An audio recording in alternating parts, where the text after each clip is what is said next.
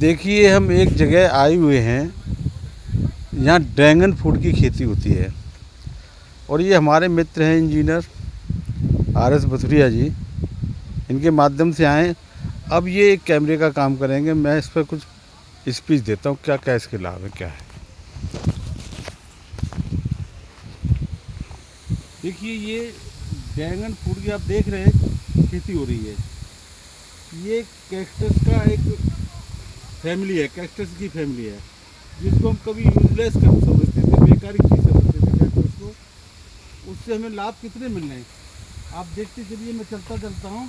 उसके बाद में भी जो उन्होंने जो प्लांटेशन किया है, उसमें जो ज़मीन में फालतू बची उसका भी ये लाभ उठा रहे हैं। जैसे कि नींबू के पौधे लगा दिए, ककरौंदा के लगा दिए, अनार के लगा दिए, तरह तरह के अमरूद के लगा दिए, ये सेब है, अंगूर के लगा दिए। और आप विश्वास नहीं करोगे, छोटा सा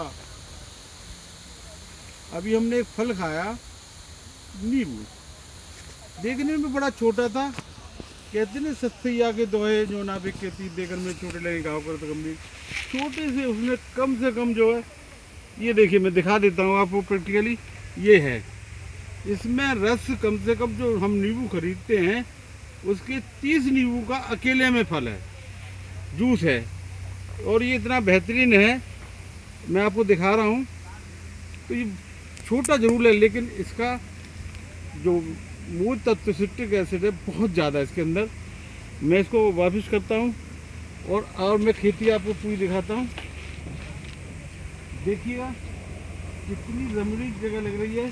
जो हमारे पास लैंड बची खेती में, उसका भी हम लाभ उठा रहे हैं, क्योंकि प्लांटेशन में बहुत खर्चा आता है, इसकी देख रेख में बहुत खर्चा आता है। उस खर्चे को हम कहाँ से निकालते हैं? जो हमारे पास फालतू लैंड बची है उसमें और पौधे लगा देते हैं, जो हमारा एक्स्ट्रा एक्सरसाइज को पूर्ण करता है। अब हम आगे चलते दिखाते हैं आपको, और कितना अच्छा लग रहा है। या क्रॉस वेंटिलेशन देखिए कितना अच्छा है, प्लांटेशन देखिए कितना अच्छा है। एक बच्चा कुलदीप एक गांव में पैदा हुआ, मेहनत की, इंजीनियर बना। इंजीनियर बनने के बाद में उस बच्चे ने एक दिमाग में उसके फल आया, जिसको हम ड्रैगन फ्रूट के नाम से जानते हैं। 40 लाख रुपए का पैकेज छोड़ा। और उस फल के आने से उसने एक कर्म किया, और उसको उसने रिसर्च की उस पर।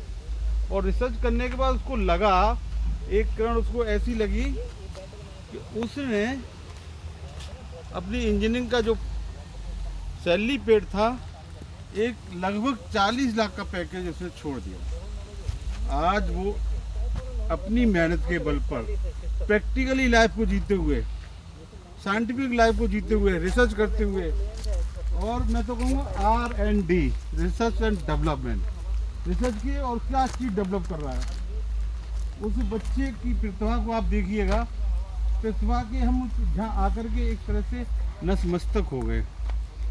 कहाँ तक कितना सोचता है, एक वो राष्ट्र का वो प्रतीक है, कभी नाम करेगा, हमारे भारत का नाम करेगा। तो हमारी सरकार को, भारत सरकार को सोचना चाहिए कि सब्जी जो मिलती है और प्लांटेशन मिलती है, उससे ज़्यादा सब्जी मिलनी चाहिए। सब्जी कुछ मिलती नहीं, कहते कुछ है, करते कुछ है, वायदे करने वाले कभी निभाते नहीं है। मैं देखिए उन्हीं के पीछे निकल रहा हूँ, 10 से निकल रहा हूँ। आप देखिए चलिए कितना अच्छा लग रहा है। और देखिए ये खरपतवार के लिए देखिए उसने स्वयं जैविक तरीके से प्रोड्यूस किया है।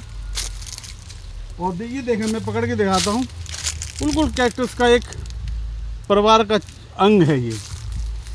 और वो क्या करता है, जब इसका वो क्रॉस करता है तो कांटों को निकाल देता है, वो क्योंकि हर कांटे से एक पौधा बनता है, और उस कांटे को निकालने के बाद वो क्रॉस करता है, उसी के अंदर डाल देता है।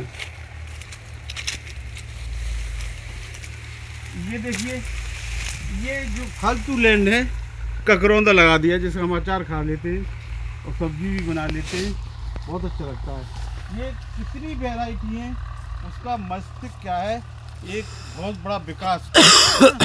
आदमी की थर्ड आई क्या होती है? थर्ड आई वो नहीं है जो शंकर जी के दिमाग में बनी थी, वो अंध नहीं है, जो शंकर जी थर्ड आई बुद्धि को कहते हैं, उसकी इतनी बुद्धि विकसित हुई है, उसने जैविक खाद बना ली। एक उदाहरण, बड़ा अच्छा उदाहरण दिया था मेल फीमेल का। मेल जो होता है जब वो विकृत आकार में आता है तो उसको तो वो किसी न किसी को लेकर चला जाता है, निकल जाता है। लेकिन जो मादा होती है वो अपने बच्चों को कहाँ जन्म दे, तो उसको कैसे ख़त्म किया जाए, उसके लिए उसने जैविक तरीके से एक तरह से केमिकल बनाया जिससे गैस बनती है, गैस बन के निकलती है और उससे वो मादा भी ख़त्म हो जाती है और हमारा पौधा सुरक्षित हो जाता है। यानी कितनी कंट्रियों में घूम लिया वो, इसके चक्कर में आज हम एक कंट्री नहीं घूम पाए। हम भले ही चीफ इंजीनियर बन जाएं, डॉक्टर बन जाएं, हम कंट्री नहीं घूम पाते। नौकर से वो नौकर बना पहले और नौकर से आज मालिक बन गया, इतने बड़े प्लांटेशन का मालिक बन गया।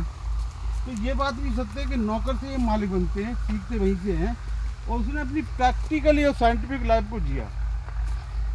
आपको मैं दिखाता हूँ, देखिए इसका फूल कैसा होता है। आप इधर देखें, मैं उंगली से दिखा रहा हूँ, ये ड्रैगन फ्रूट का है। इस तरह से फूल बनता है, फिर ये फ्रूट बनता है।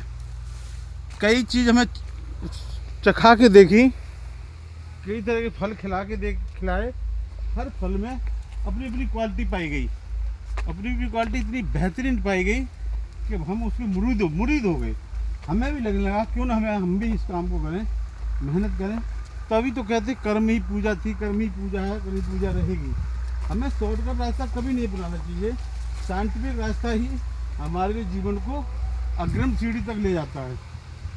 तो देखें आप, देखिए ये जो लैंड बची देख रहे होंगे, इसने अपनी सब्जी बना ली, वो भी जैविक खाद के द्वारा बनाई है। ये अंगूर है ना, अंगूर। और देखिए ये अंगूर, ये आड़ू, अंगूर दिखाता हूँ आपको, देखते कितनी बेहतरीन अंगूर लगे हुए। ये देखिए, देखें आप, ये काला दिखाई दे रहा है, ये इतना स्वादिष्ट है। मैं देखिए खा के दिखा देता हूँ आपको। ये बहुत बहुत मीठा है। ये आड़ू है। और ये देखिए आमले का है, आड़ू का पौधा है, सॉरी आड़ू का पौधा है। ये सहजन का है, ये सहजन का है, ये सहजन का है, मोरिंगा है ना, मोरिंगा। मोरिंगा का है। और मैं दिखाता हूँ कैक्टस आपको, और भी दिखाता हूँ। तो ये सब किसके माध्यम से मुझे देखने को मिला? ये मैं तो एक RS भतीजा मेरे मित्र हैं, घनिष्ठ मित्र हैं। मैं उनकी बात को झूठ समझता था। आज जब प्रैक्टिकली मैंने देखा, मैं इसका जब आई विटनेस हुआ तो मुझे बहुत खुशी हुई। नहीं तो मैं ऐसे ही समझ रहा था, बहुत हल्के में ले रहा था, जो ऐसी बातें करते रहते हैं। इनका काम है बोलना, मेरा काम है सुनना। लेकिन आज मैंने जब प्रैक्टिकली इनके साथ देखा तो धन्यवाद के पात्र हैं। मैं और भी पौधे दिखाता हूँ, देखिए आप इधर आए, आए, देखिए ये लगा हुआ है, ड्रैगन फ्रूट लगा हुआ है। देखिए ये देखिए कितना खूबसूरत लग रहा है देखने में। उनके कांटों से ही पौधे बनते हैं। मेहनत कितनी है, सेफ्टी कितनी है। ये बच्चे की तरह पालता है इन पौधों को।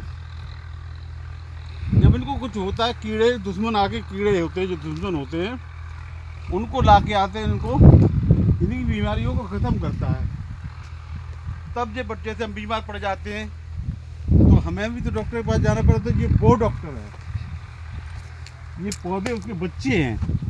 तो मैं ज़्यादा कुछ न कहते हुए अब मैं अपनी वाणी को ही विराम दूंगा और कुलदीप के लिए मैं अग्रिम भविष्य, उज्जवल अग्रिम भविष्य की कामनाएं करूंगा कि वो बच्चा बहुत आगे तक जाए, देश में एक इतिहास की रचना करे और मुझे बहुत खुशी होगी। इसी के साथ मैं अपनी वाणी को विराम देता हूँ। जय भीम वाले को जय भीम, नमो बुद्धाय वाले को नमो बुद्धाय, सलाम वाले को सलाम और सबको मेरा नमन बंदन।